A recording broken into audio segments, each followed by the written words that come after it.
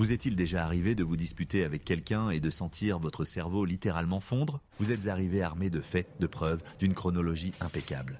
Vous étiez prêt pour une discussion rationnelle. Mais à la fin, vous vous retrouvez confus, épuisé et en train de vous excuser pour quelque chose que vous n'êtes même pas sûr d'avoir fait. Bienvenue dans le monde de la manipulation narcissique, où votre plus grande force, votre besoin de logique, devient votre talon d'Achille. Aujourd'hui, nous allons décortiquer comment les narcissiques transforment vos débats en champ de mine psychologique et comment vous pouvez apprendre à ne plus y mettre les pieds. Le point de douleur, la boucle de la folie.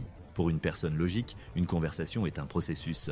Point A mène au point B qui mène à une conclusion C. C'est simple, c'est propre, c'est sain. Votre cerveau est câblé pour rechercher cette cohérence. C'est ce qui nous a permis de construire des civilisations. Mais quand vous discutez avec un narcissique, ce n'est pas une conversation. C'est un jeu de pouvoir. Leur objectif n'est pas de trouver la vérité, c'est de gagner, et pour gagner, ils doivent vous déstabiliser. Comment? En détruisant la structure logique que votre esprit recherche désespérément. Vous vous retrouvez piégé dans une boucle.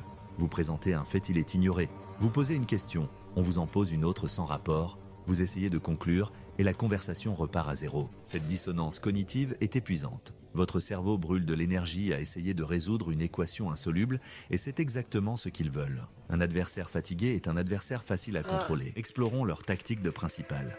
Première arme, la salade de mots. C'est un flot de jargon, d'accusations, de concepts pseudo-philosophiques et de changements de sujets qui, ensemble, ne veulent absolument rien dire. Mais ça a l'air intelligent. Par exemple, vous, tu as encore oublié de sortir la poubelle. Le narcissique, tu te focalises sur des détails triviaux parce que tu as peur d'affronter la vacuité existentielle de nos routines. Ton concept de devoir est une construction sociale.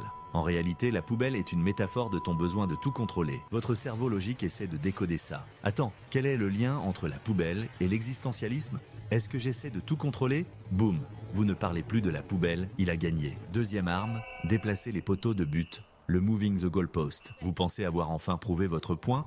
Les règles viennent de changer. Vous, tu vois, j'ai le relevé bancaire. Tu as bien dépensé cet argent sans me le dire. Le narcissique, le problème n'a jamais été l'argent. C'est ta manie de fouiner et de ne pas me faire confiance. C'est ça, la vraie trahison. En une seconde, vous n'êtes plus la victime d'un mensonge, mais l'auteur d'une violation de la vie privée. La discussion a été complètement retournée. Votre preuve logique est devenue une preuve de votre propre culpabilité. Troisième arme, le whataboutisme ou la diversion. C'est l'art de répondre à une critique par une autre critique, souvent sans aucun rapport. Vous, ça m'a blessé quand tu as fait cette blague sur moi devant nos amis. Le narcissique, et la fois où tu as servi le dîner 5 minutes en retard il y a 3 mois, tu penses que ça ne m'a pas blessé, moi ? Parlons de ton manque de respect pour mon temps. Votre cerveau logique est coincé. D'un côté, votre blessure est réelle et présente. De l'autre, on vous présente un fait passé qui demande une réponse. Vous voilà en train de vous justifier sur le timing d'un dîner et votre douleur initiale est déjà oubliée. Mission accomplie pour le manipulateur. Ces tactiques fonctionnent parce qu'elles exploitent votre bonne foi. Vous partez du principe que votre interlocuteur, comme vous, cherche à résoudre un problème. C'est votre postulat de base. Et il est faux. C'est comme essayer de jouer aux échecs avec quelqu'un qui balance l'échiquier par la fenêtre et déclare victoire parce qu'il n'y a plus de pièces sur la table. Alors, que faire? Comment se défendre quand les règles de la logique ne s'appliquent plus? La solution n'est pas de devenir plus logique. C'est de reconnaître que vous n'êtes pas dans un débat logique. Étape 1, reconnaître le jeu. La première et la plus cruciale des étapes est d'arrêter de jouer. Dès que vous sentez cette confusion, ce brouillard mental, ce sentiment que la conversation part en vrille, c'est votre signal. Ne l'ignorez pas. Votre intuition vous dit que quelque chose ne va pas. Dites-vous intérieurement « Ah, nous y voilà ». Ce n'est pas une discussion, c'est une tentative de manipulation. Ce simple changement de perspective vous redonne le pouvoir. Étape 2, ne pas mordre à l'hameçon. Le narcissique vous lance des appâts, des accusations folles, des diversions, des provocations. Votre réflexe logique est de vous défendre. Non, ce n'est pas vrai que je ne respecte pas ton temps. N'en faites rien, c'est un piège. En vous justifiant, vous validez leur diversion. Utilisez plutôt la technique du disque rayé ou du recentrage. Répétez calmement le sujet initial. Nous ne parlons pas du dîner d'il y a 3 mois. Nous parlons de la blague que tu as faite hier soir. C'est une observation intéressante, mais je voudrais qu'on reste sur le sujet des dépenses. Étape 3. Parlez de vos émotions, pas de leurs faits. La logique d'un narcissique est flexible. Vos sentiments le sont moins. Au lieu de « le fait est que tu as tort », essayez quand tu dis ça, je me sens rabaissé. Ils peuvent contester un fait, le tordre, le nier. C'est beaucoup plus difficile de nier votre état émotionnel. Bien sûr, ils essaieront. Tu ne devrais pas te sentir comme ça. Tu es trop sensible. Mais votre réponse reste la même, peut-être, mais c'est pourtant ce que je ressens. Vous ne demandez pas la permission de ressentir. Vous énoncez un état de fait interne, c'est inattaquable. Étape 4. Mettre fin à la conversation.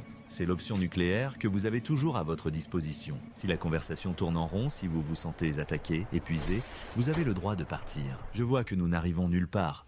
Je ne veux plus continuer cette discussion maintenant. Je ne suis pas prêt à parler de ça si tu continues à changer de sujet. Reparlons-en quand nous serons plus calmes. Ce n'est pas un échec, c'est une stratégie.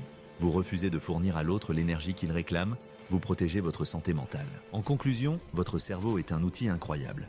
Il cherche des schémas, des causes et des effets. Il veut que le monde ait un sens. Les narcissiques exploitent cette programmation fondamentale. Ils créent un chaos que votre cerveau s'épuise à vouloir ordonner. Apprendre à gérer un narcissique, ce n'est pas apprendre à mieux argumenter. C'est apprendre à reconnaître quand un argument n'a pas lieu d'être. C'est faire confiance à cette petite voix qui vous dit « ça n'a aucun sens », même quand l'autre vous bombarde de pseudo-logique. Votre besoin de logique n'est pas une faiblesse, c'est ce qui vous rend humain. Mais comme toute force, il faut apprendre à l'utiliser sagement et surtout savoir quand la mettre de côté pour simplement vous protéger.